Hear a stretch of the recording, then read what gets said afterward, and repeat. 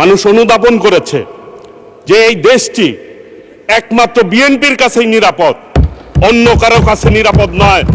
আমি তাদের বলতে চাই, একবার এলাকায় যায় বলেন যে আমার এলাকায় ফ্যামিলি কার্ড নিব না, এলাকায় আর কেউ যাইতে পারবে না। এই কথা যদি কোন, আমি নিশ্চিত জীবন অবাক না করলে কে করবে? 28% মিল্ক ফ্যাটের অবাক করার সাথে ফ্রেশ মিল্ক পাউডার। জীবন অবাক করুক প্রতিদিন। আমাদের বিরোধী দলের যারা আছে অনেক সময় অনেক রকম কথা বলে থাকে। মানুষ কিন্তু পরিবর্তনশীল হয়েছে। আপনারা ভোটের আগে অনেক কথা বলেছেন, অনেক রকম প্রতিশ্রুতি দিয়েছেন, এমনভাবে ভাইব তৈরি করেছিলেন সোশ্যাল মিডিয়াতে, মনে হয়েছিল যে আপনারাই ক্ষমতায় আসছেন, এবং প্রশাসনও আপনারাই ব্যবহার করার চেষ্টা করেছেন বিগত 1.5 বছর। কিন্তু বাস্তবতা কিন্তু ভিন্ন। মানুষ ভোট দিয়েছে আমাদের মাননীয় প্রধানমন্ত্রীর নেতৃত্বে বিএনপি কে, কিন্তু মানুষ ভোটে বিজয় অর্জন করিয়েছে। কারণ মানুষ অনুধাবন করেছে যে এই দেশটি একমাত্র বিএনপির কাছেই নিরাপদ, অন্য কারো কাছে নিরাপদ নয়। বিএনপি ঐক্যের রাজনীতি করে, দ্বিধা বিভক্তের রাজনীতি বিএনপি করে না। শহীদ রাষ্ট্রপতি জিয়াউর রহমান বাকশাল থেকে বহুদলীয় গণতন্ত্র দিয়েছিলেন, আমাদের দেশকে ঐক্যবদ্ধ করেছিলেন, জাতিকে ঐক্যবদ্ধ করেছিলেন। আমাদের দেশনেত্রী বেগম খালেদা জিয়া স্বৈরাচারের পতনের মধ্য দিয়ে এই দেশের সংসদীয় গণতন্ত্র প্রতিষ্ঠা করেছিলেন। আজকে এই মহান সংসদে মাননীয় স্পিকার 9,38,000 টাকার একটি বৃহৎ বাজেট দিয়েছেন। এই বাজেটের মধ্য দিয়ে সরকার মুদ্রাস্ফীতি নিয়ন্ত্রণ, অর্থনৈতিক প্রবৃদ্ধি ত্বরান্বিত করা এবং কর্মসংস্থান সৃষ্টি করা এবং বিনিয়োগ বৃদ্ধি করার ক্ষেত্রে একটি বিশাল ভূমিকা পালন করবে আমরা মনে করি, আশা করি, জনগণ তাই প্রত্যাশা করে।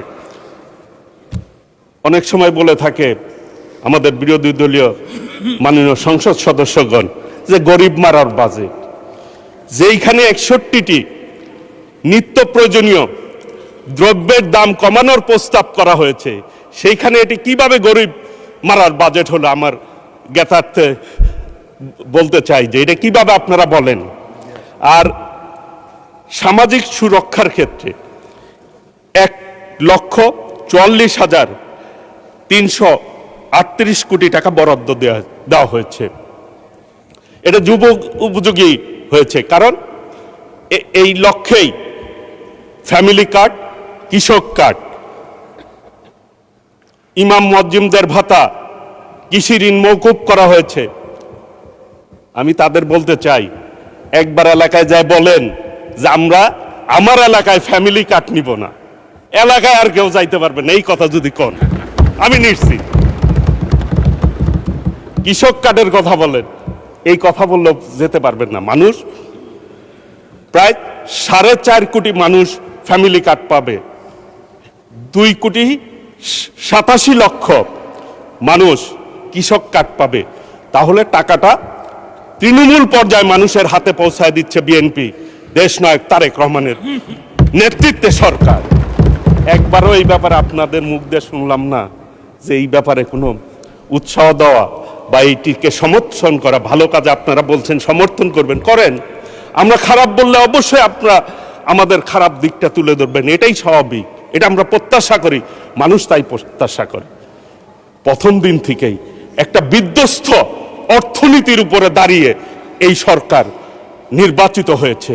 একবার চিন্তা করেন, আপনারাও আন্দোলনে ছিলেন, কই এই প্রথম দিন থেকে বিরোধিতা শুরু করছেন, প্রথম দিন থেকে আওয়ামী লীগের মতো আচরণ শুরু করছেন। এই সব করে কোনো রেজাল্ট পাবেন না। ভবিষ্যতে নির্বাচন করে দেখবেন এই যে কয়টা সিট আছে এর চেয়ে কমতে শুরু করবে যদি এইভাবে আপনারা চলতে থাকেন, নিশ্চিত। মাননীয় স্পিকার, আপনি বলতেছিলেন যে বাকি চায় লজ্জা দিবেন না, নগদে কিভাবে সময় বাড়ানো যায় সেই পরামর্শ দিলে আরো খুশি হইতাম আর কি, তাহলে একটু সময় ওইভাবে চায় নিতাম আর কি। আমি মাননীয় অর্থমন্ত্রীকে ধন্যবাদ জানাই। মৎস্য এবং প্রাণী সম্পদ খাতে আমি যেহেতু এই মন্ত্রণালয়ের প্রতিমন্ত্রী সেই হিসাবে বলতে চাই 604 কোটি টাকা মৎস্য খাতে, প্রাণী সম্পদ খাতে 1116 কোটি টাকা প্রায় বরাদ্দ দেওয়া হয়েছে।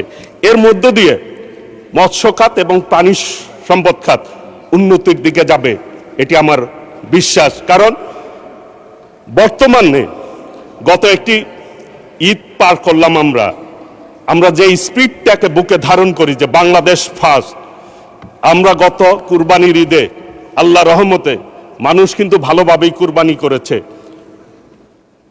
দেশনায়ক তারেক রহমানের নেতৃত্বে, মাননীয় প্রধানমন্ত্রীর নেতৃত্বে ঐক্যবদ্ধভাবে সবাই সুন্দরভাবে কাজ করার মধ্য দিয়ে গত ঈদ কিন্তু ভালোভাবে, কুরবানির ঈদের কিন্তু গরুর সমস্যা হয় নাই, পশুর সমস্যা হয় নাই।